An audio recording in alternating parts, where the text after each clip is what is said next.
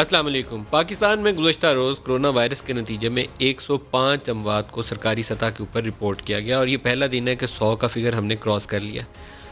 इस दिन का बहुत खौफ था और इसी वजह से सारे लोग पूरी दुनिया से डॉक्टर्स जितने हैं पाकिस्तानी स्पेशलिस्ट यहाँ पे भी और न्यूयॉर्क में और दीगर जगहों पे भी जिन पाकिस्तानी डॉक्टर से हमने बात की वो सारे कहते थे कि इसमें सबसे ज़्यादा ज़रूरी एहतियाती तदाबीर हैं। बार बार दोहरा रहे थे कि ये हेल्थ सेक्टर अंडर प्रेशर आएगा, लोगों के लिए मुश्किलात बढ़ जाएंगी और उस चीज़ को हमने नज़रअंदाज किया। हमारे यहाँ ये जो लॉकडाउन की टर्म है एक सियासी जो थी ना आपस में रस्साकशी के लिए इस्तेमाल होती रही कि वो कह रहे हैं तो उनका ये सियासी मफाद है, हमारा ये सियासी मफाद है, लेकिन जो असल स्पिरिट थी उसकी कि क्या एहतियाती तदाबीर लोगों को बावर करवा दिया वो हमने नज़रअंदाज कर दी। और उसका नतीजा ये है कि पाकिस्तान इस वक्त जो दुनिया के वो ममालिक जहाँ बहुत तेज़ी से ये फैल रहा है वायरस, उनमें से एक मुल्क बन गया।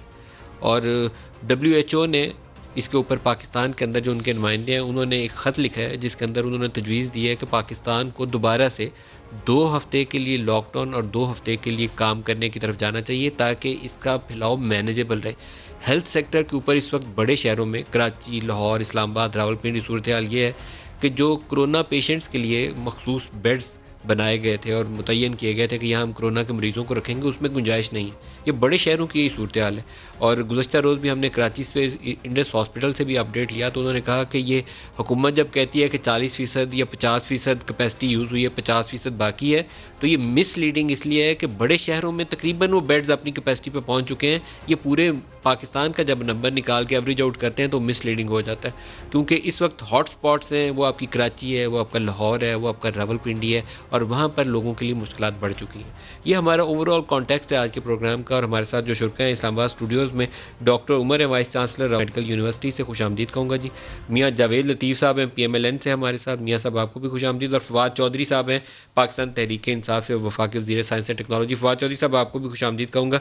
फवाद चौधरी साहब आपसे आगाज़ करूँगा। WHO का लेटर आपकी नज़र से भी गुजरा होगा, क्या आपको लगता नहीं है कि कोताही बरती गई इस मामले के अंदर? ईद से पहले जो नरमी बहुत ज़्यादा खुली छूट दे दी हमने कि जो दिल आता है जहाँ जाओ, जहाँ दिल आता है वापस आओ, उसके नतीजे में वायरस को बेपनाह फैला दिया हमने, अपनी गुंजाइश से ज़्यादा इसको फैलने का मौका दे दिया।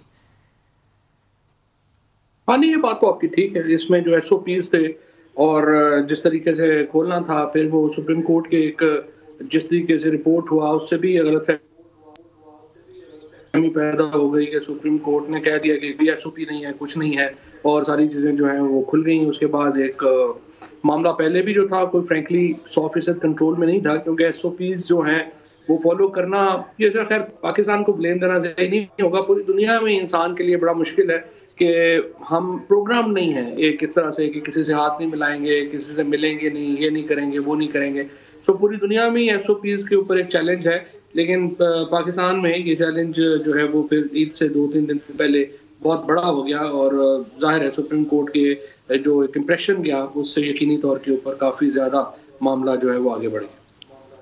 सर, सुप्रीम कोर्ट की मुदाखलत भी गलत थी, नहीं करना चाहिए था, प्योरली एग्जेक्टिव डोमेन थी। लेकिन एग्जेक्टिव को मैं कहूँ कि एग्जेक्टिव के अंदर क्लैरिटी थी तो नहीं था, इबहाम था आप लोगों के अंदर और इबहाम ने नुकसान ज़्यादा पहुँचाया। तो बहुत ज़्यादा ज़रूरत है कि आप लोग पार्लियामेंट के लेवल के ऊपर इसकी मॉनिटरिंग करें इस प्रोसेस के, अदरवाइज बड़ा नुकसान है, पाकिस्तानी कौम का नुकसान।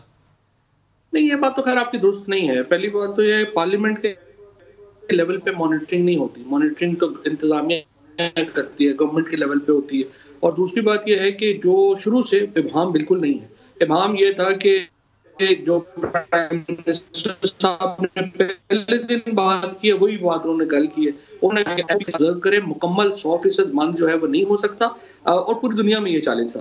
आपने 3 दिन सिर्फ जो है वो सिंध में, कराची में मुकम्मल लॉकडाउन किया था, आपका पेट्रोल खत्म हो गया था आपके गिलगित बल्तिस्तान में। अभी आपने 500 अरब रुपए की गंदम खरीदी है जो पाकिस्तान की सबसे बड़ी फाइनेंशियल एक्टिविटी है, आप उसको बंद तो नहीं कर सकते। लिहाजा शुरू से ही प्राइम मिनिस्टर की बिल्कुल एक वाज़े हिकमत अमली थी और वो ये कह रहे थे कि हमें SOPs एक तरफ ख्याल रखना है, दूसरी तरफ हमने अपना हेल्थ का ख्याल रखना है और तीसरी तरफ हमें मईशत जो है वो हमारी चलनी चाहिए। तो इस ट्राइका के अंदर रोजाना जो है वो हुई है और मेरा ये ख्याल है कि पाकिस्तान की गवर्नमेंट की जो हैंडलिंग है it was much better than any other country in the world. WHO का खत आपकी नज़र से गुजरे? WHO का लेटेस्ट जो खत है वो मेरी नज़र से नहीं गुजरा, लेकिन इससे पहले के जो खत आए हैं जिसमें उन्होंने तारीफ की है पाकिस्तान की हैंडलिंग की, वो यकीनन आपकी नज़र से गुजरे होंगे। मैं आपको कोशिश करता हूँ, अभी प्रोड्यूसर साहब से कहता हूँ आपको फॉरवर्ड करें, तो आप उस पर नज़र भी मार लीजिए। हम कोशिश करेंगे डॉक्टर यास्मीन से भी दरख्वास्त करें कि वो हमारे साथ शामिल होकर अपना आरा दें, क्योंकि उनको बराह रास्त ये खत लिखा गया है। जावेद लतीफ़ साहब, जो हैंडलिंग है पाकिस्तान के अंदर, क्या हमारे हेल्थ सेक्टर की बर्दाश्त के मुताबिक है या उससे ज़्यादा ऊपर तजावुज़ कर गई? मैं मलिक साहब गुजारिश ये करूँगा कि बदकिस्मती से या खुशकिस्मती से ये पाकिस्तान की पैदाइश नहीं थी, और ये ईरान के बॉर्डर से सिलसिला शुरू हुआ और आज तक हुकूमत की कोई हिकमत अमली नज़र नहीं आ रही। आप मुझे ये बताएं कि आज 24 घंटों में अमवात की जो है वो 105 तक पहुंच गई है। इसके बावजूद अगर कोई ये कहे कि WHO का जो पहला ख़त था उसमें बड़ी तारीफ़ की गई, और आज का जो ख़त है जिसमें लिखा गया और इनको कहा गया कि आप ने जो मेयर्स लिए उसकी वजह से ये फैला, और बड़े दावों से और बड़े खुशी से का इजहार करते थे इमरान खान समेत कैबिनेट के लोग कि जनाब ये देखें यूरोप से समेत दुनिया के बाकी खिते में बड़ी मौत हो रही हैं, बड़ा नुकसान हो रहा है, मगर पाकिस्तान के अंदर इस तरह नहीं। खुशी की बात थी, ठीक है, मगर किसी हिकमत से ये बात की जानी चाहिए थी। उसकी वजह यह है कि आज ये देखें कि प्राइम मिनिस्टर के ज़ाती तौर पे जो कंफ्यूज थे या उनकी हिकमत अमली कोई नहीं थी, जिसकी वजह से आप ये देखें कि कोई लॉकडाउन, कोई हिकमत अमली, वो तो मैं पहले कह चुका कि थी नहीं। जहाँ तक लॉकडाउन का तल्लक है तो क्या WHO लिख रहा है इनको कि आप 2 हफ्ते का कम से कम सख्त लॉकडाउन करें। इसका मतलब ये हुआ कि जो पाकिस्तान के अंदर सोच समझ वाले लोग थे जो कह रहे थे, वो आज वही बात WHO वाले कह रहे हैं। और आज अगर ये आप कहें कि SOPs पर अमल नहीं किया आवाम ने, तो मैं मलिक साहब बड़े एहतराम से ये कहूँगा कि कानून बनाया जाता है मगर उस पर अमल दरामद जो है वो अदारे करवाते हैं, और अगर कानून बनाने से उस पर अमल हो जाए तो फिर अदारों की ज़रूरत नहीं होती। आप इसी तरह आप देखें कि आप अगर बात बार बार कर रहे थे तो उस पर अमल किसने करो। पहली बात तो यह है कि कानून है ही कोई नहीं, इन्होंने बनाया ही कोई नहीं, कोई हिकमत अमली है ही नहीं। आपकी आला अदालत भी यही बात कर रही है। आप तो प्रेस कॉन्फ्रेंस पे जोर आपने रखा सुबह शाम, और हिकमत अमली कोई नहीं। उसका नतीजा आज आपके सामने है। और मैं ये बात कहता जाऊँ कि जब अक़वाम मुत्तहिदा में हमारे प्राइम मिनिस्टर साहब बड़े जो हीरो बन के आए थे, उन्होंने जो तकरीर की और यहाँ उनका इस्तकबाल हुआ कि ये आलमी हीरो आ गए हैं, और कश्मीर हमारे हाथ से जाता रहा। इसी तरह गला फाड़ फाड़ के मेरे बहुत से भाई जो वज़रा हैं वो कहते रहे कि देखा हिकमत अमली जो है इमरान खान की इस वबा के हवाले से कितनी अच्छी है कि अमवात भी कम हो रही हैं, केसेस भी कम हो रहे हैं। मुझे आज कोई बताए कि क्या हिकमत अमली थी। हम तो जिस हालत को पहुंच गए हैं, इस कत्ले आम का जिम्मेवार कौन होगा। एक सूरत हाल के ऊपर अपडेट ले लें डॉक्टर उमर साहब। जो लाहौर की, कराची की मैंने गुज़श्ता 2 रोज़ से प्रोग्राम किए, उनकी कैपेसिटी जो है तकरीबन वो एग्जॉस्ट कर चुके हैं अपने बेड्स की। पिंडी की जो रिपोर्ट हमने देखी उसमें ग्राफ बना में नज़र आता है कि तकरीबन आप एज के ऊपर आ चुके हैं। क्यों इतना तेज़ी से ये बेड्स की यूटिलाइजेशन बढ़ गई रिसेंट डेज़ के अंदर? बिस्मिल्लाहिर्रहमानिर्रहीम। देखिए, हमारा जो टोटल जब नंबर ऑफ़ केसेस बढ़ रहा है तो इस पर तो बड़ा नेचुरल है कि जो हमारे हेल्थ रिसोर्सेज है और हेल्थ लॉजिस्टिक्स है उसके जो फाइनेंशियल मैन उस पर बर्डन आएगा, तो टोटल नंबर ऑफ़ केसेस बढ़ा है। लेकिन जो इशू इस वक्त आया है वो इस तरह है कि हमारे पास 3 तरह के केसेस हैं। एक वो केसेस हैं जो स्टेबल हैं और एसिम्प्टोमेटिक है, उसके लिए तो हमारे पास सरप्लस बेड अवेलेबल है, लाहौर में भी अवेलेबल है, पिंडी में भी, क्योंकि उसके लिए पेशेंट को सिर्फ रिटेन होता है 14 डेज़ के लिए सॉर्ट ऑफ, और उन्हें कोई ज़्यादा मेडिसिन की ज़रूरत नहीं होती, ऑक्सीजन की ज़रूरत। घरों में भी अब रहने देते हैं, वो घरों में भी होम आइसोलेशन भी आ गया। जो माइल्ड सिम्टोमेटिक हमने रखे हुए हैं वो भी हमारे पास बेड्स मौजूद हैं और सरप्लस मौजूद है। जो इशू आया है कि जब ये नंबर ऑफ़ केसेस बढ़ा है तो जो वल्नरेबल पॉपुलेशन है, जिसका हमें डर था कि जब ये फैलेगा तो जो वल्नरेबल पॉपुलेशन है above the age of 55, 60, diabetes, hypertension, smoker, उनको कोई और बीमारी है, वो बूढ़े हैं, तो वो जो है वो इफेक्ट होगी। और यही नेचुरली अंडरस्टैंडेबल था, तो ऐसे हुआ। तो वो जो नंबर ऑफ़ केसेस है जिनको ऑक्सीजन की रिक्वायरमेंट है, जिनको वेंटिलेटर की ज़रूरत है, पिछले 2 हफ्ते में वो केसेस बढ़े हैं। और जो आ रही है शिकायत वो ये आ रही है कि ये इन पेशेंट को बेड नहीं मिल रहा। ये नहीं कि बेड जैसे हमारे ये दुरुस्त है बात, ये क्रिटिकल केयर के जिनकी रिक्वायरमेंट्स है उनके लिए बेड शॉर्ट हो गए, उनका बेड शॉर्ट हुआ है। और उसका फिर हमने नेचुरली उसी तरह मैनेज किया है। जैसे हमारे पास जो वेंटिलेटर है, अभी भी पिंडी में 30 वेंटिलेटर हमारे पास चारों हॉस्पिटल्स में है जिनका मैं चीफ एग्जेक्टिव हूँ, और 30 के करीब लोग जो है वो वेंटिलेटर यूज़ कर रहे हैं। हमारे पास 190 पेशेंट हैं जो इस वक्त ऑक्सीजन पे है। अब ये बेड्स हमने इंक्रीज़ किए हैं, यानी आज हमने 50 इसमें ऐड की है। और अगर ये नंबर जिस रफ्तार से ऊपर जा रहा है इसी को मद्देनजर रखें तो आपको तकरीबन ये कैपेसिटी परहैप्स डबल करनी पड़ेगी। जी सर, हमारी रिसोर्स मैनेजमेंट ये है कि हमारे पास 2200 बेड हैं इस वक्त टोटल जो है। तो पहले हमने जो हमारा इंस्टीट्यूट ऑफ यूरोलॉजी था उसको किया, उसमें हमने 300 बेड क्रिएट किए। अब हमने 200 वहाँ ऑक्सीजन वाले क्रिएट कर रहे हैं। इसी तरह ये कब तक कंप्लीट हो जाएगा आपका ये फेज? ये जो फेज, ये तो हमारा 2 दिन 100 बेड्स आपने ऑक्सीजन वाले और यूरोलॉजी इंस्टीट्यूट, ये हमारे पास 2 दिन में हो जाएगा, क्योंकि हमने पोर्ट्स लगी हैं ऑक्सीजन वाले। लेकिन हमने एक और काम किया, जो बेनज़ीर भुट्टो हॉस्पिटल है उसको गवर्नमेंट से डिक्लेयर कराया कि कोविड हॉस्पिटल, उसके जो रूटीन पेशेंट हैं वो होली फैमिली में ले आए OPD, और वहाँ हमने 200 बेड और क्रिएट किया। और इस वक्त वहाँ हमारे पास 105 हैं, और 1 जो हमारे पास 40 पेशेंट और हम ऑक्सीजन के कल ला रहे हैं। तो ये हमारे पास रिसोर्स मैनेजमेंट अब ये है कि जो पेशेंट दूसरी डिजीज़ के हैं उनको हम ट्रियाज कर रहे हैं, कि जो सीरियस है उनको रखें और जो रूटीन है उनको बंद करके तो ये पेशेंट लेना चाहें जिनको ऑक्सीजन और वेंटिलेटर की ज़रूरत है, जिनकी वल्नरेबिलिटी लेवल ज़्यादा बढ़ गया है, और ये रिसोर्स मैनेजमेंट है। ये हमारे साथ डॉक्टर साहब मसूद साहब भी शामिल होंगे, उनको मिलाइएगा जी, उनसे भी पूछते हैं। चौधरी साहब, वजारत साइंस एंड टेक्नोलॉजी, आप काफ़ी एक्टिव आदमी हैं, कोई इस मामले में पाकिस्तान के अंदर भी पेशरफ्त जारी है? जैसे हमने ऑक्सफोर्ड का देखा कि उन्होंने एक वैक्सीन के ऊपर काम शुरू किया है और इंडिया के साथ उन्होंने एक कंपनी के एग्रीमेंट किया है कि वो जॉइंट प्रोडक्शन में जाएंगे। क्या पाकिस्तान में भी इस तरह की कोशिशें हो रही? देखिए, एक तो मैं ये पहले मैं वेंटिलेटर्स के ऊपर जो है बात करना चाहता हूँ। पहली बात तो ये थी कि हमने जो वेंटिलेटर्स का हमारे जो डिज़ाइन थे उनमें से 6 डिज़ाइन जो हैं वो फाइनल ह्यूमन जो क्लिनिकल टेस्ट होते हैं उसके ऊपर है, और मुझे उम्मीद है कि अगले 72 घंटों में हमारा जो लाइसेंसिंग प्रोसेस है वो मुकम्मल हो जाएगा। तो इंशाल्लाह अगले 15 से 20 दिनों में हमारा जो पहला खेप है पाकिस्तान की, मेड इन पाकिस्तान वेंटिलेटर्स की, वो इंशाल्लाह ताला पाकिस्तान में आ जाएगी।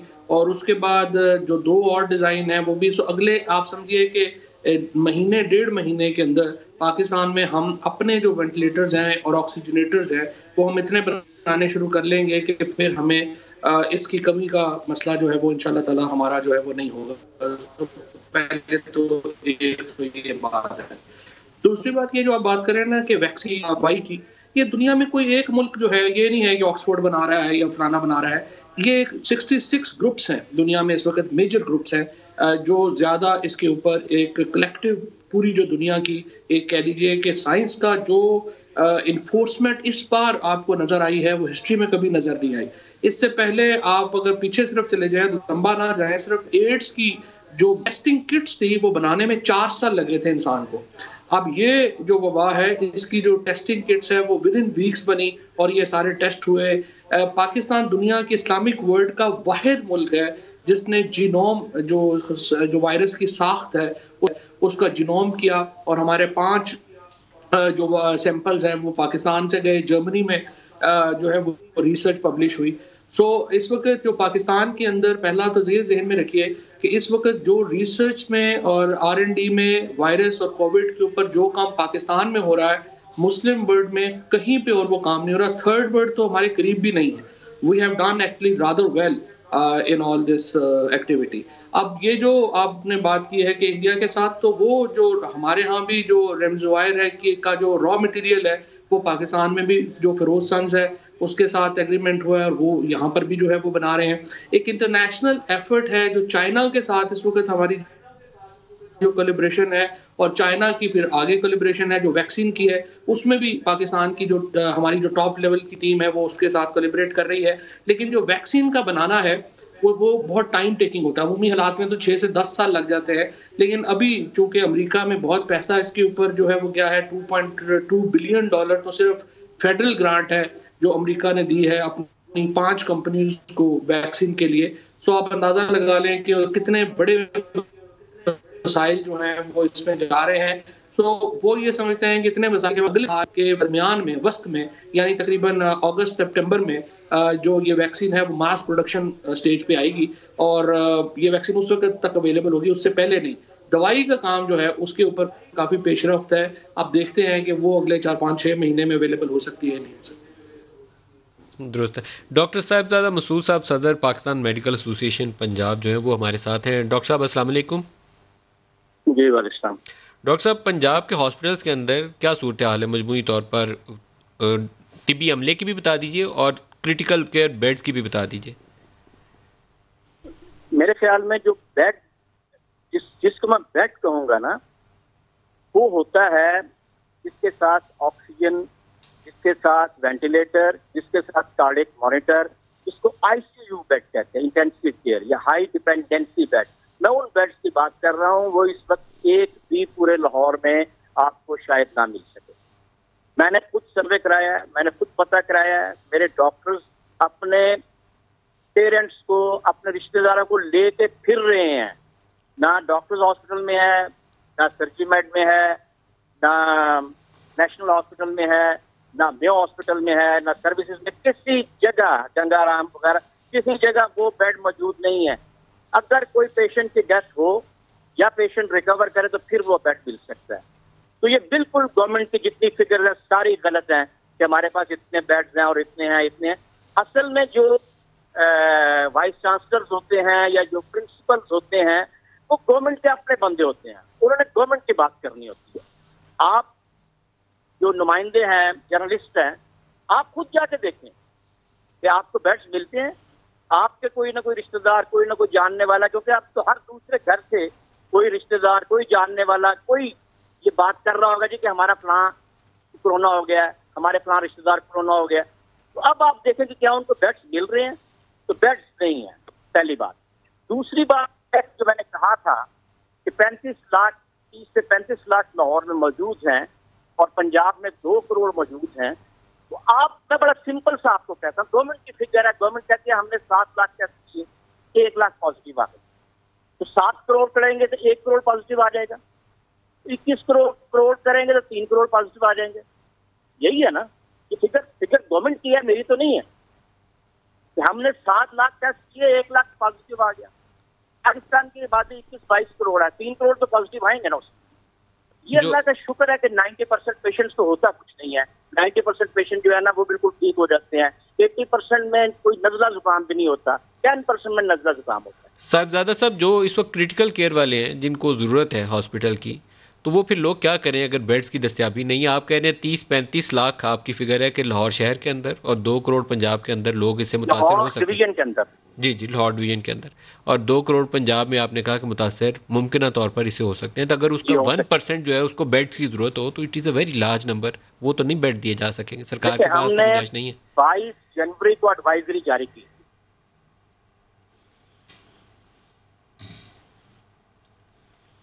जी साहिबजादा साहब जी, हमने 22 जनवरी को एडवाइजरी जारी की थी पीएमएस सेंटर में। जी प्रॉब्लम होनी है, ये इस तरह होगी और इसका ये प्रॉब्लम इस तरह प्रोजेक्ट करेगी। अब 22 जनवरी को पाकिस्तान में एक भी केस नहीं था। 22 फरवरी को पहला केस पाकिस्तान में आता है, 1 महीने बाद, हमारी एडवाइजरी जारी करने के 1 महीने बाद। इन्होंने क्या प्रेपरेशन की उस सारे जमाने में?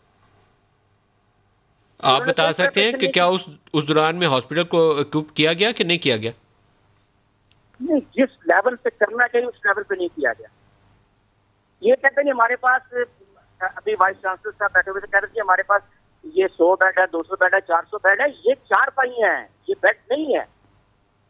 बेड हम उसको कहते हैं जो इंटेंसिव केयर बेड है, जो हाई डिपेंडेंसी बेड है।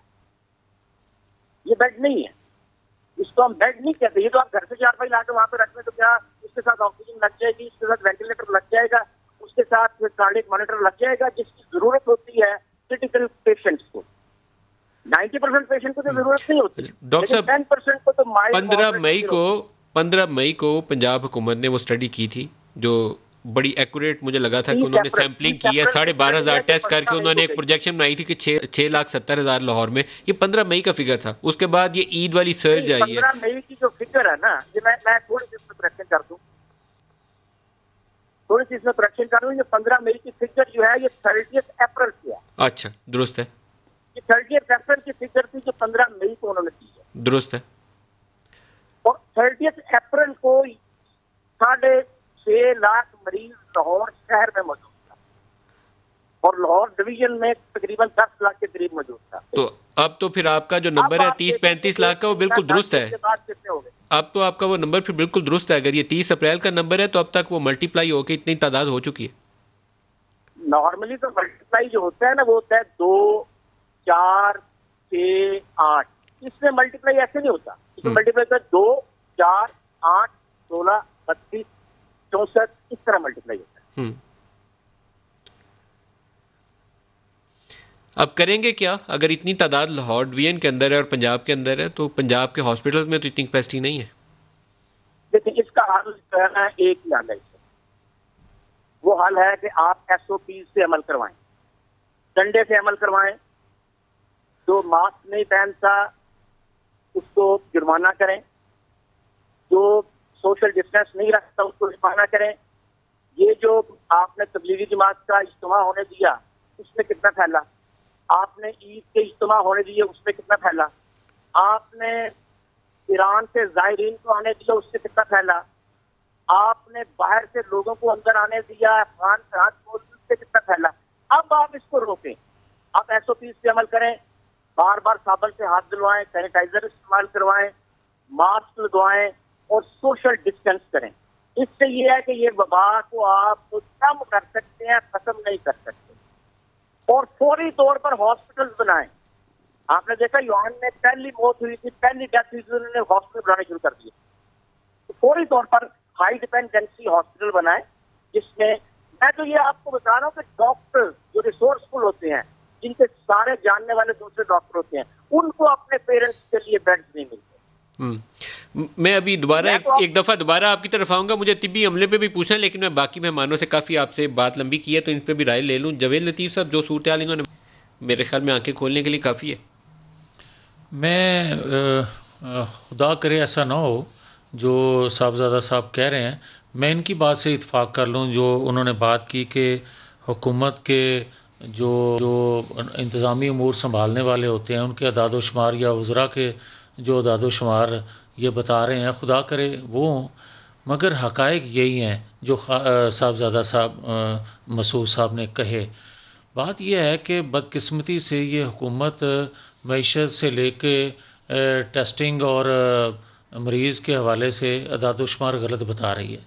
अब आप ये देखें कि बदकिस्मती से हकीम इमरान ख़ान साहब जो फरमाते हैं वो कभी कोई हमें भाषण देते हैं, अगले दिन कुछ और भाषण दे देते हैं। भाई आप टेक्निकल आदमी नहीं हैं, आप डॉक्टर साहबान को बिठाएं, प्रोफेसर बिठाएं, आप बात करने से पहले सोचें। आपकी बात करने से कन्फ्यूजन फैलता है, आपको लोग सुनते हैं, आपको भाई बार बार आप कहते हैं कि SOPs पर अमल करें जिस तरह डॉक्टर साहब कह रहे थे, तो इस पर अमल दरामद किसने करवाना है? हुकूमत ने करवाना होता है, अदारों ने करवाना होता है। कहाँ है वो टाइगर फोर्स जिसे इन्होंने अमल दरामद करवाना था? बात यह है कि ख़ुद ये कन्फ्यूज़ हैं, ख़ुद इनके पास कोई हिकमत अमली नहीं है। जब तक ये ख़ुद क्लियर, और आज तक दुनिया के बहुत से ममालिक जो है ना जहाँ पार्लिमान का रोल आ जाता है, अगर ये नहीं कर रहे तो आप हाँ ये सवाल उठा सकते हैं। उन्होंने रात के कर्फ्यू लगाए, 10 बजे से सुबह की फजर की नमाज तक कर्फ्यू सऊदी अरब ने लगाए रखा। मक्का, मदीना में, रियाज में, जद्दा में कहीं उन्होंने बाहर नहीं निकलने दिया। फिर ये बगैर मास्क के अगर आप निकलें या किसी पब्लिक प्लेस पे चले जाएं, इस पर जुर्माने हैं 10-10 हज़ार रियाल के, पता नहीं कितना बड़ी मोटी अमाउंट है जो फाइन होती है। तो शॉपकीपर्स को भी फाइन करते हैं और उस बंदे को भी जो वायलेट कर रहा है। लेकिन मलिक साहब जो आप बात कर रहे हैं ना, देखें आप तजवीज़ कर सकते हैं, आप डॉक्टर मसूद साहब की बात सुन रहे हैं, वो तजवीज़ दे सकते हैं, मैं बात कर सकता हूँ, तजवीज़ दे सकता हूँ। भाई अमल दरामद करवाना जो है वो हुकूमत की अदारे उसके पास होते हैं, वसाइल उसके पास होते हैं, वो सीरियस ही नहीं है इस मामले में। आप ये देखें कि 100 से ज़्यादा दिन हो गए हैं और हमारे साथ हमारा कोई वाली वारस नज़र नहीं आ रहा। लोग परेशान इस हालत में हैं कि यार जाएं तो जाएं कहाँ। सर आपको असम्बली का फ्लोर भी इस पर इस्तेमाल करना चाहिए। मुझे लगता है कि आप उस अपॉर्चुनिटी को ज़ाया कर देते हैं। डॉक्टर उमर साहब, कुछ काफ़ी वैलिड नुकात हैं जो डॉक्टर मसूद ने उठाए। साहबजादा देखिए सर, जो फैक्ट्स है ना उनको तो छुपाया नहीं जा सकता। इसकी रीज़न ये है कि ये ओपन एक पब्लिक हेल्थ इशू है, तो इसमें कोई ऐसी चीज़ तो नहीं जो नज़र ना आ रही हो। देखिए 2-3 चीज़ें होती हैं। जो पंजाब हेल्थ डिपार्टमेंट ने स्टडी की थी, आपकी नज़र से भी गुजरी? जी, मैंने उसको देखा, और जो साहबजादा साहब स्टैटिस्टिक्स बता रहे हैं इसको भी मैं समझता हूँ, क्योंकि ये भी एक न्यूमेरिकल फिगर है जिससे डिनाई नहीं किया जा सकता कि ऐसे हो सकता है। अब इशू क्या है? इशू सर एक होता है कि पॉलिसी बनना, लेजिस्लेशन बनना, पॉलिसी बनना, उस पॉलिसी पे अमल करने के लिए एक स्ट्रेटजी बनती है, और स्ट्रेटजी के बाद उसको मैनेज किया। लाहौर की आबादी के तनासुब से उनका ख्याल यह है कि 30-35 लाख। तो ये पिंडी डिवीजन के मुतल्लिक आपका क्या ख्याल है? जी, इसी रेशो से, जैसे हम तो जो गवर्नमेंट की फिगर है जो 25-30 लाख बंदा मुमकिन तौर पर आपका पिंडी डिवीजन में भी 24% जो प्रेवलेंस रेट आया है, ये इसी पे हम डाटा बेस कर रहे हैं ना। किसी और ने तो इतना बड़ा नहीं किया, गवर्नमेंट ने इतना बड़ा किया ना, तो इसका मतलब है इसी से रेशो। आपकी खुद जो यूनिवर्सिटी की वो स्टैट्स और ग्राफ नजर आता है, उसको भी अगर देख लें तो मोर्टेलिटी रेट आपका 2% आ रहा है उसमें। जी, उससे हमारा 2.1% आ रहा है। ठीक है, तो ऐसे, और आपकी जो प्रिवेलेंस रेट आ रही है वो 24% आ रही है, तो उस पे आबादी निकालेंगे तो कितनी चली जाती है? 20-25, नो डाउट 20-25 लाख पे आपकी बिल्कुल। तो ये ऐसे तो नहीं ना हम प्लान कर रहे। मैं कर रहा था ना कि पॉलिसी, स्ट्रेटजी और मैनेजमेंट।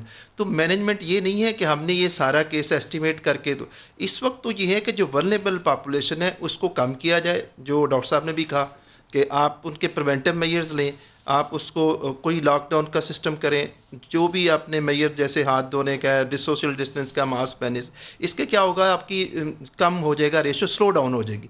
और यही हम चाहते हैं कि ये स्लो डाउन हो तो हमारे पे सारा दिन हैमर किया जाए इस चीज़ को, एहतियाती तदाबीर। जब ये ऐसे होगा तो हमारी वो वल्नरेबल पॉपुलेशन कम हो जाएगी जिनको वेंट की ज़रूरत है। तो स्ट्रैटेजी किस तरफ है? स्ट्रैटेजी ये है कि इस तरफ अमल किया जाए। ये तो आप ओवरनाइट अमेरिका में भी नहीं बने थे। जब न्यूयॉर्क में वेंटिलेटर की ज़रूरत पड़ी और 7000 वेंटिलेटर पे लोग थे, और जो फिर उसके बाद वेटनरी वेंटिलेटर इस्तेमाल किए गए। तो हमें डायरेक्शन क्लियर रखनी चाहिए। मैं तो देखिए एक साइंटिस्ट हूँ, प्रोफेशनल हूँ, मेरा कोई गवर्नमेंट का इस तरह नहीं कि मैं सिर्फ गवर्नमेंट की पॉलिसी को टो करता हूँ, मैं खुद भी वाइस चांसलर हूँ। तो हमें इस वक्त एक यूनिफॉर्म पॉलिसी क्या होनी चाहिए? वो ही कामयाब होगी कि अगर हम इसको प्रिवेंट करेंगे, इसको स्लो डाउन करेंगे, इसका स्लो करें। वेंटिलेटर आप जैसे आपने कहा कि भाई 10 लाख के लिए कितने वेंटिलेटर चाहिए होंगे, 11 करोड़ के लिए कितने, ये तो स्ट्रैटेजी नहीं है।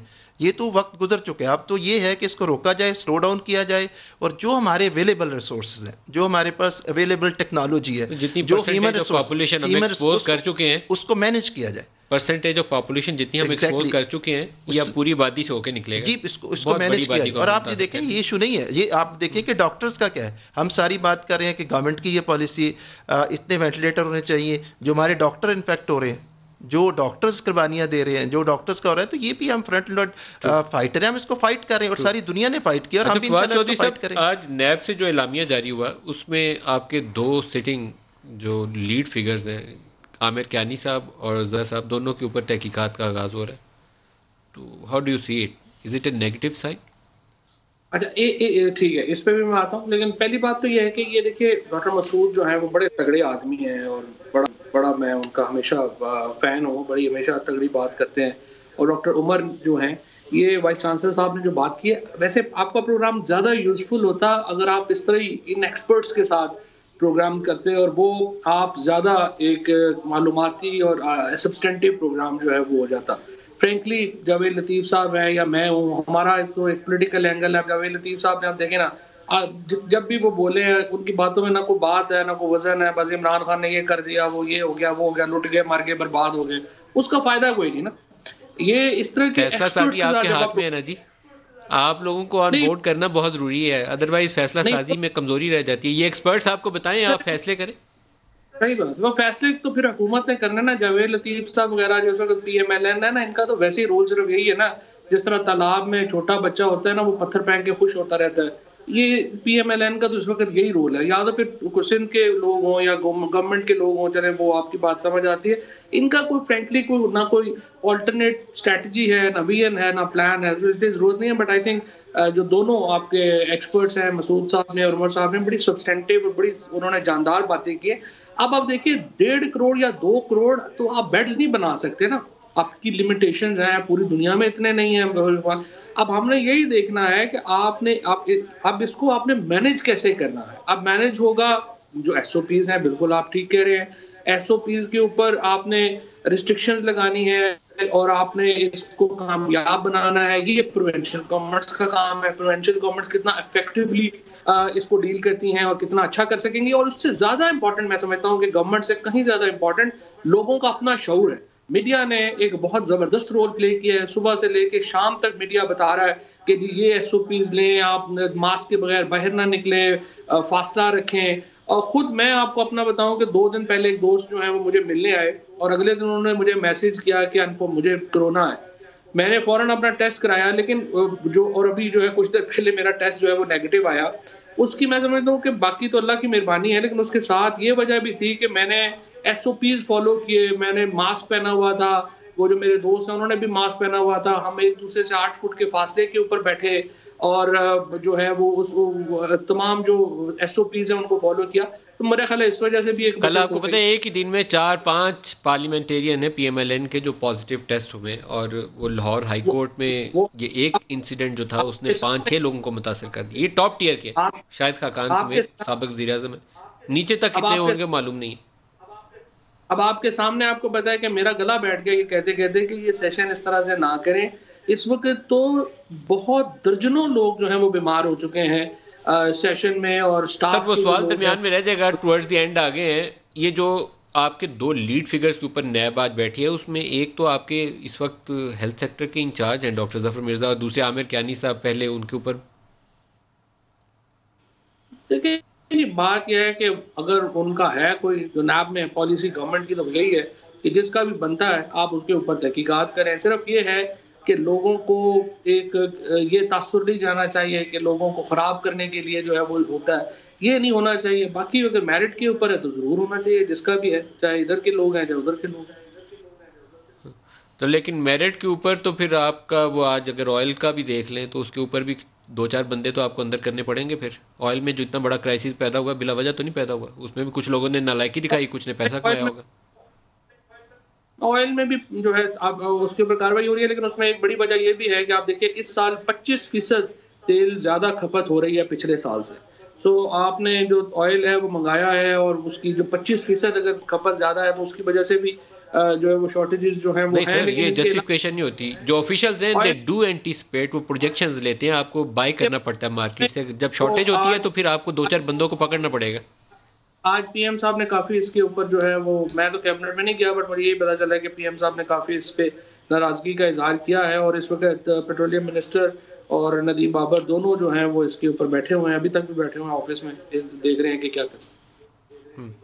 आपको क्या लगता है जनाब जावेद लतीफ़ साहब, ये बड़े इशूज़ हैं, हेल्थ सेक्टर के ऊपर सवालात आ गए हैं और ऐसे वक्त पे हैं जब क्राइसिस भी पूरे पीक के ऊपर है, तो दोनों लीड फिगर हैं आमिर कियानी साहब भी और जफर मिर्ज़ा साहब भी, दोनों के ऊपर नैब कर रहे हैं हम तहकीकात करें। लेकिन मलिक साहब मैं फिर बड़ी माजरत से ये इशू को लोगों की उस पर तवज्जो हटाने के लिए नया इशू पैदा करते हैं। आप ये देखें कि अभी आप बात कर रहे हैं कियानी साहब के हेल्थ के हवाले से या ज़फ़र मिर्ज़ा साहब के हवाले से, तो खुसरो बख्तियार को या रज़ाक दाऊद को, तरीन साहब को हम भूल गए।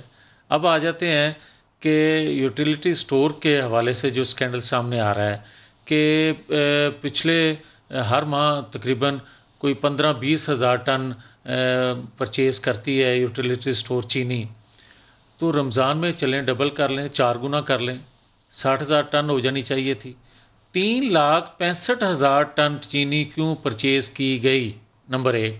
नंबर 2 ये है कि इसमें कितने अरबों रुपया सब्सिडी किसको गई, और दूसरे नंबर पे ये है कि अगर चीनी कारखाने में उस मिल में 72 रुपये मिल रही थी तो 82 रुपये की क्यों ख़रीदी गई? इसमें अरबों रुपया जो कमाया गया वो किसने कमाया?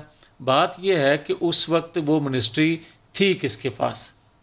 वो थी इमरान खान साहब के पास। तो मैं ये कहूँगा कि अगर आप ये फरमाया करते थे कि ऊपर नेक आदमी हो तो नीचे फरिश्ते पैदा हो जाते हैं, अब तो नीचे से काम शुरू हुआ है ऊपर तक आ गया है। आप ये देखें कि आप बात कर रहे थे रज़ाक दाऊद की या खुसरो बख्तियार की, तरीन साहब की, परवेज़ खटक साहब की, उसके बाद आमिर कियानी साहब आ गए, ज़फ़र मिर्ज़ा साहब आ गए, तो मैं आज इमरान खान साहब की बात कर रहा हूँ। तो मैं ये कहता हूँ कि कोई पाकिस्तान के अंदर एक अदारा ऐसा है, फिर मैं बात करता हूँ तो फवाद चौधरी साहब कहते हैं कि ये तो पॉइंट स्कोरिंग की जा रही है। मैं बात ना करूँ तो किस तरह और इन लोगों को बताऊँ कि भाई मुझे ये बताएं कि अरबों रुपया, खरबों रुपया हर शोबे में आप खा रहे हैं, लूट मार का बाजार आपने गर्म किया हुआ है, महंगाई आपसे कंट्रोल नहीं हो रही, आपने पेट्रोल की कीमतें कम करने के बावजूद महंगाई कम नहीं हुई, वजह क्या है? इसके बाद मैं अर्ज करूंगा शॉर्टेज होगी ऑयल की। अच्छा, अगर ऑयल के ऊपर भी बहुत कैबिनेट में बहस हुई है। अच्छा, इसके अलावा मुझे ये बताएं कि अगर 10 रुपये बढ़ते थे पेट्रोल के तो सारे अपना चीज़ों में रेट बढ़ नहीं जाते थे? तो अगर ये 40-42 रुपये कम हुआ है तो किसकी जिम्मेवारी है? ये नदीम मलिक साहब की जिम्मेवारी है या मेरी जिम्मेवारी है? सर ये जो एहतसाब है ये कहीं पहुंचाएंगे आप? क्योंकि शुगर वाले मामले में तो वो खूह खाते मामला डाल दिया आपने FIA के हवाले करके दोबारा 90 दिन, वो कहीं पहुंचने नहीं वाला, नतीजा खेज नहीं अब होने वाला। देखिए शुगर वाले मामले में तो मैं वैसे आप खैर मेरे से ज्यादा बेहतर ये चीजें समझते हैं। मुझे ये लगता है कि जो इंडस्ट्रियल कैप्चर हुआ है और जिस तरीके से जो पॉइंट आउट किया गया है कि किस कमीशन, शुगर कमेटी, फिर केन कमिश्नर, फिर सिक्योरिटी एक्सचेंज कमीशन, फिर स्टेट बैंक अपने अपने मामलात को नहीं उन्होंने केटर विद किया और किस तरह से एक इंडस्ट्रियल कैप्चर हुआ सारे इदारों का, वो तो बड़ा ज़बरदस्त पार्ट है। और मेरे ख्याल में असल रिफॉर्म अगर हम वहाँ पे, और PM बड़े कीन है, अगर वो रिफॉर्म कर पाए तो ये तो बड़ी एक ज़बरदस्त जो है वो एक कॉन्ट्रीब्यूशन होगी और बड़ी ज़बरदस्त कॉन्ट्रीब्यूशन होगी टुवर्ड्स सोसाइटी। दूसरे जो मामलात हैं एहतसाब के, वो तो FIA ने ऑलरेडी इन्वेस्टिगेशन कर लिया है, लोगों के खिलाफ केसेस हैं वो चले हैं। लेकिन ओवरऑल अगर आप एहतसाब का पूरा मामला देखें तो वो यकीनी तौर के ऊपर मैं समझता हूँ कि ये मायूसी है कि लोगों की एक्सपेक्टेशन है कि इन्होंने इतना काम बढ़ा लिया अपना नैब ने कि वो किसी मामले को कंक्लूड नहीं कर पा रहा। अब देखें ना, नवाज शरीफ साहब के ऊपर, शहबाज शरीफ साहब के ऊपर रोजाना नया वारंट आ जाए, फिर वो जमानत करा लें, फिर इधर चले जाएं, फिर उधर चले जाएं, लोग बोर हो गए हैं कि क्या चल रहा है। आपने जो केसेस बनाए थे उनके ऊपर कंक्लूजन होना चाहिए। शहबाज शरीफ साहब के पहले जो केसेस हैं, आशियाना है, कंपनीज 56 कंपनीज का केस है, पानी, वो किधर गए हैं? उन केसेस का तो पता नहीं चलता। ये बड़ा इंपॉर्टेंट है। आपको लगता नहीं है कि नैब की इस नाअहली के सबब साफ पानी और ये 56 कंपनियों वाले मंसूबे जो थे, मुल्तान मेट्रो और पता नहीं कौन कौन से खोला हुआ था, सब के ऊपर काफ़ी मट्टी बढ़ चुकी है? अब लोग भूल गए हैं, अब तो नई बातें आज ये छप रही हैं कि अब कौन से सवाल पूछें, पुरानी तो जिक्र भी भूल गया लोगों को।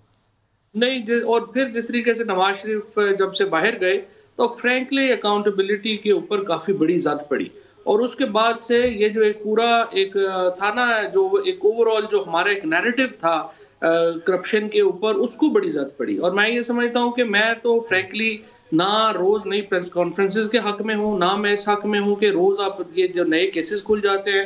नैब को अपने आप में चूजी होना चाहिए और उनको एक ऐसी एजेंसी होना चाहिए जिसके बारे में पता मियां साहब हो। आप इसका जवाब देना चाहते हैं?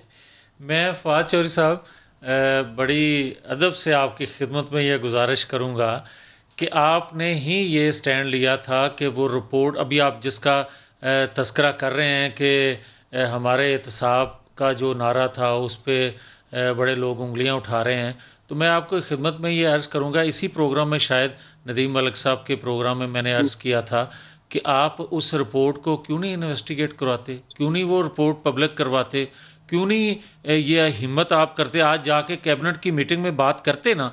इस बात को आज 15 दिन हो गए। इसके अलावा मैं ये अर्ज़ कर दूँ आपकी खिदमत में, मैं ये कहता हूँ कि जहाँ आप 56 कंपनियों का जिक्र करें, नदीम मलिक साहब ने खुद ही कह दिया कि उस पर मट्टी पड़ गई, कोई बात तो नज़र आ नहीं रही। इसी तरह आप ये देखें कि आज तरीन साहब को मैं तो नहीं लेके गया बाहर, कौन छोड़ने गया है उसको। चौथी बात मैं ये आपकी खिदमत में अर्ज़ कर दूँ कि इमरान खान साहब अब ये बात भूल जाएं कि छोटे छोटे नाम सामने करके कोई चीज़ें बैलेंस हो जाएंगी। जिस तरह जहांगीर तरीन साहब ने फरमाया था कि मुझे नवाज शरीफ के साथ बैलेंस करने के लिए सज़ा दी गई, मैं नहीं कह रहा, उन्होंने कहा। इसी तरह मैं ये आज कहूँगा कि छोटे नामों से अब जो सरप्रस्त हैं उन छोटे नामों की बात उधर जा रही है। बात ये नहीं है। ब्रेक लेनी है या मियां साहब ब्रेक ले लें जी, हमारे साथ रहिए।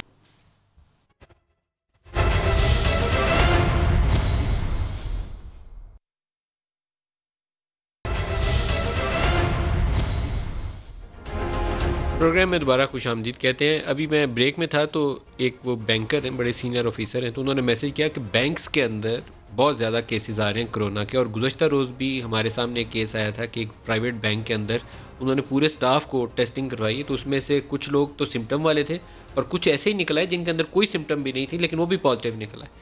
तो जहाँ जहाँ लोगों का आना जाना है, पब्लिक डीलिंग है, रसाई है, एक्सेस है, वहाँ पे डॉक्टर साहब आप शायद इस पर ज़्यादा बता सकें कि बहुत केयरफुल होना पड़ेगा, एहतियाती तदाबीर। जी बिल्कुल। मैंने अर्ज़ किया ना कि तीन चार चीज़ें सिंपल सी कि ये फैलता किस तरह। ये फैलता है खांसी करने से, लंबा सांस लेने से, और अब ये इसका डिस्टेंस कितना है वायरस का। ये 6 फुट आमतौर पे ट्रैवल करता है, तो अगर कोई बंदा 6 फुट की रेंज में बैठा होगा तो उसको ये वायरस नहीं लगेगा। अगर उसने मुंह पे मास्क पहना होगा तो 95% है कि उसके जो है उसकी स्पीड ही नहीं बनेगी। तो ये उसका दूसरा तरीका हो गया। तीसरा तरीका ये है कि जब आप खांसते हैं या ये सिक्रीशन में निकलता है तो वो आपके बर्तन पे लग सकता है, सरफेस पे लग सकता है, किसी लैपटॉप पे लग जाएगा, आपके मोबाइल पे लग जाएगा। तो अगर आप उसको सैनिटाइज़र से, जो सैनिटाइज़र है उससे साफ़ कर देते हैं, अपने हाथों को धो लेते हैं, केयरफुल रहते हैं, तो ये वायरस है ये ख़त्म हो जाएगा। तो ये बेसिकली सिंपल 3 तरीके हैं कि अगर आप ये लेंगे तो ये जैसे नोज़ डाउन नीचे आएगा।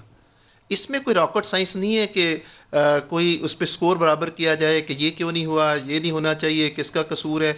ये तो उसकी ये हल ही नहीं है उसका। मैं तो एक साइंटिस्ट के तौर पे, डॉक्टर भी, मैं तो उसका सोल्यूशन बता रहा हूँ कि ये सोल्यूशन है इसको रोकने का। हॉस्पिटल में जो आपके रिसोर्सेज हैं उन्हें मैनेज करने का इस वक्त ज़रूरत है। अच्छे मैनेजर क्राइसिस से निकल जाएंगे, डेडिकेशन से निकल जाएंगे, और प्रिवेंशन से हम ये 2 सिंपल असूल हैं जो मैं कह रहा हूँ कि इस पर अमल करें। मियाँ साहब, पार्लियामान के अंदर गुज़श्ता रोज़ प्रोग्राम में बात हो रही थी कि स्पीकर सेनेट के अंदर चेयरमैन सेनेट ने बोला हुआ कि सारे सेनेटर्स टेस्ट करा के आए अपना। तो कुछ हुआ है सर्वे वगैरह कि कितने लोग मुतासिर हैं? हाँ, मेरा ख्याल है कि काफ़ी लोगों ने, असम्बली मेंबरान ने भी करवाया है। उसकी वजह है कि पिछला जो इजलास हुआ था उसमें से कितने ऑन एवरेज लोग पॉजिटिव निकले? मेरा ख्याल है कि कुछ 40 से ज़ायद अरकान असम्बली हैं जिनका पॉजिटिव निकला है। कौमी असम्बली से 40 से ज़्यादा अरकान हैं जिनका पॉजिटिव है टेस्ट। जा 342 में से 40 पॉजिटिव है।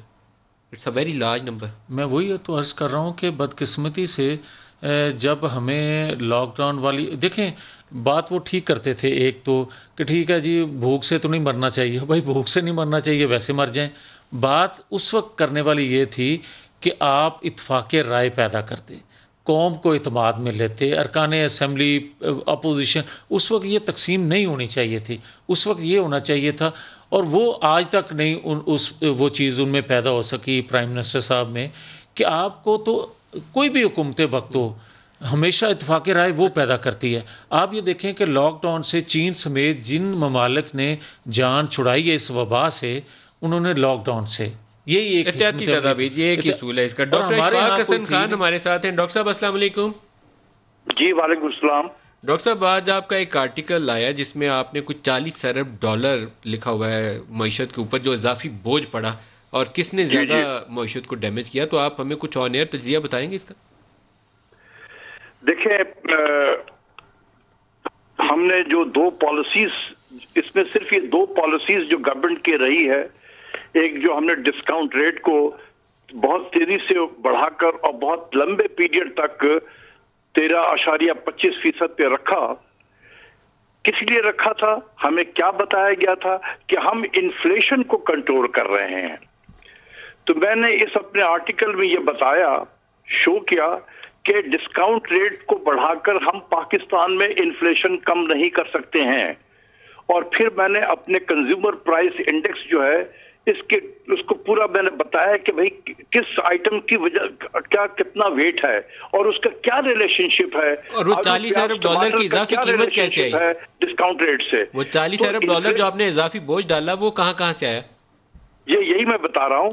तो ये डिस्काउंट रेट को बढ़ने की वजह से इन्फ्लेशन तो कम नहीं हुआ। आपने देखा कि there is a strong positive relationship. जब डिस्काउंट रेट बढ़ा है, इन्फ्लेशन बढ़ा है, क्योंकि ये कॉस्ट ऑफ कैपिटल है, लोगों ने पास ऑन कर दिया कंज्यूमर को। तो इसकी वजह से क्या हुआ कि तकरीबन 1600 अरब के करीब हमारा इंटरेस्ट पेमेंट बढ़ गया। ये जो प्राइम मिनिस्टर कहते हैं कि हमारा सबसे ज्यादा खर्चा जो इंटरेस्ट पेमेंट का है, उनको तो खुद पूछना चाहिए कि आखिर हुआ क्या है, ये क्यों इतना इंटरेस्ट पेमेंट बढ़ा है। उसके बढ़ने की वजह ये जो डिस्काउंट रेट को बढ़ाया था स्टेट बैंक ऑफ पाकिस्तान ने, तो तकरीबन 1600 के करीब बिलियन इसकी वजह से कॉस्ट आया। दूसरा हुआ, पागलों की तरह हमने डिवैल्यूएशन किया करेंसी को, धड़ाधड़ कहां से कहां पहुंचा दिया। हम चीखते रहे कि पाकिस्तान में डिवैल्यूएशन करके एक्सपोर्ट्स नहीं बढ़ता है।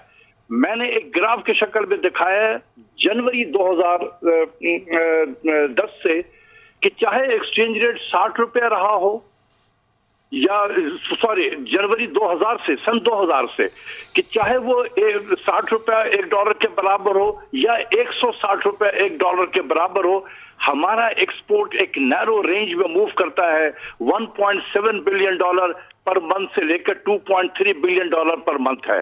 तो आपने देखा कि एक्सपोर्ट्स भी नहीं बढ़ा, लेकिन हमने डिवैल्यूएशन करके कहां से कहां पहुंचा दिया।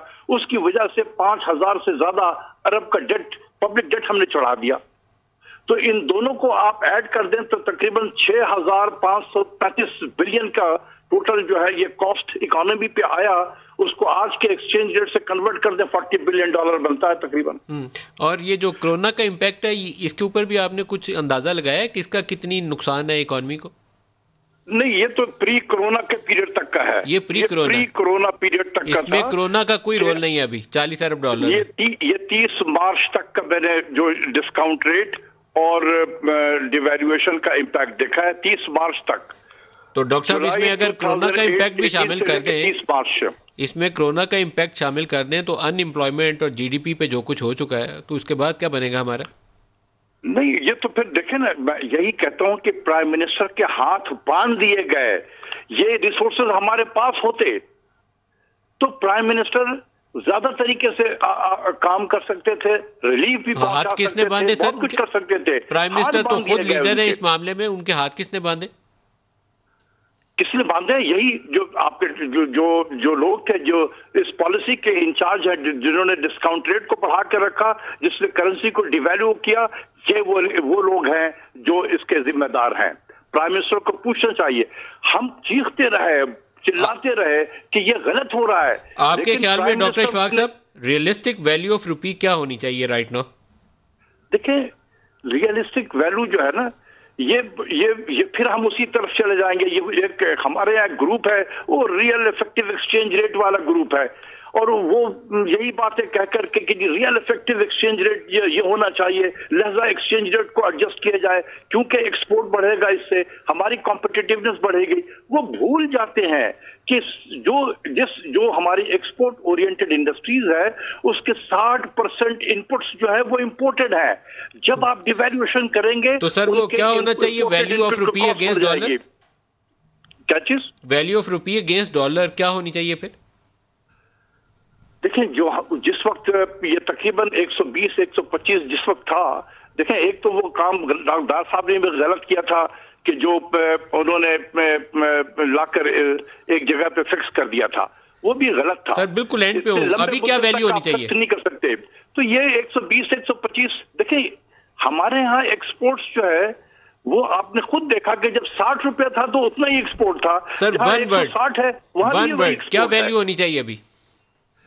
नहीं, अभी तो आप कैलकुलेट करेंगे तो वो मैंने अभी नहीं किया कि क्या होना चाहिए, और ना मैं इस चीजों में पढ़ता हूं कि क्या होना चाहिए, क्योंकि वो फिर वही रियल इफेक्टिव एक्सचेंज रेट वाला ग्रुप जो है, जो बड़ा एक्टिव था उस वक्त। डॉक्टर इशफाक हसन खान, आप हमारे साथ रहे। जावेद लतीफ साहब, डॉक्टर उमर और फवाद चौधरी साहब, आप सबका भी शुक्रिया। आज के लिए इतना ही, इजाजत दीजिए। खुदा हाफिज।